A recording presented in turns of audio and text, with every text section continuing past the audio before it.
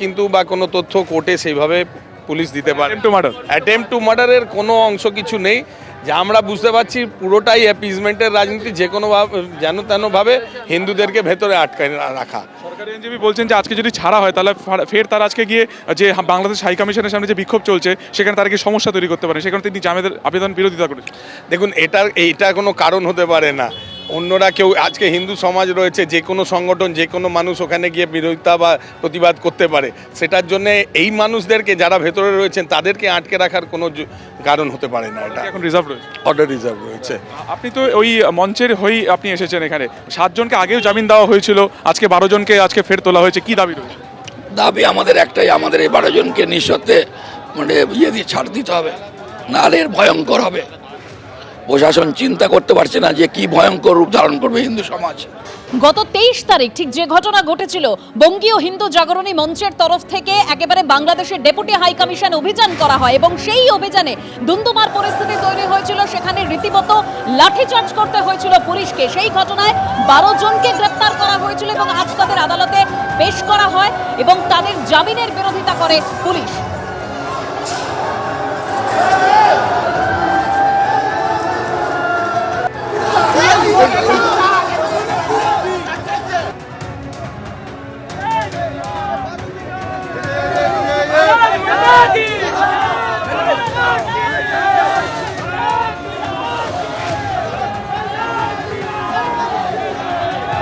যে 12 জনকে গ্রেপ্তার করা হয়েছিল 23শে ডিসেম্বরের ঘটনায়, সেই 12 জনকে আজকে আদালতের যখন পেশ করা হয়, একেবারে আলিপুর আদালতের বাইরের সেই ছবি আপনারা দেখতে পাচ্ছেন। তবে আজকে তাদের জামিনের বিরোধিতা করে পুলিশ। এ নিয়ে আরো বিস্তারিত আমরা জানবো। সরাসরি সুকান্ত মুখোপাধ্যায় রয়েছেন আমাদের প্রতিনিধি। সুকান্ত,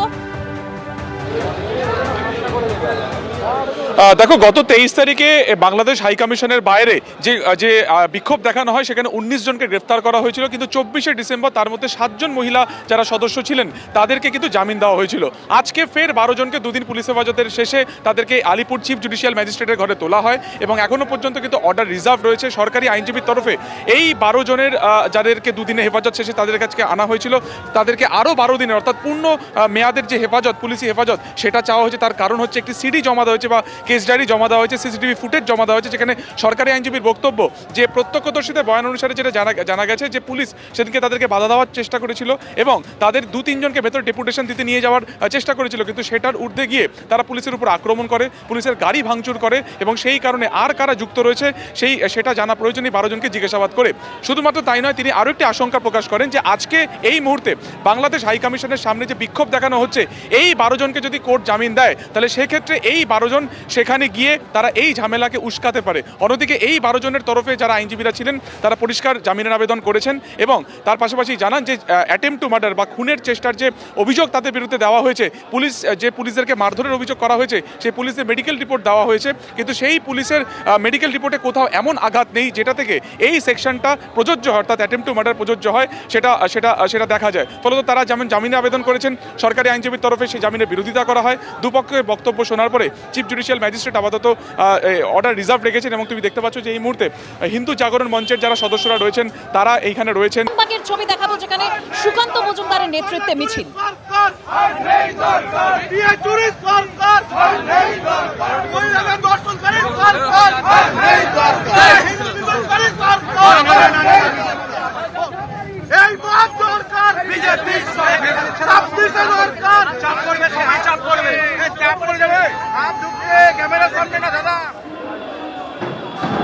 আর অন্যদিকে বেগবাগানের দিকে অর্থাৎ বাংলাদেশ ডেপুটি হাই কমিশনের দিকে যখন শুভেন্দু অধিকারী তিনি মিছিল করে এগোচ্ছিলেন, সেই সময়ের ছবি।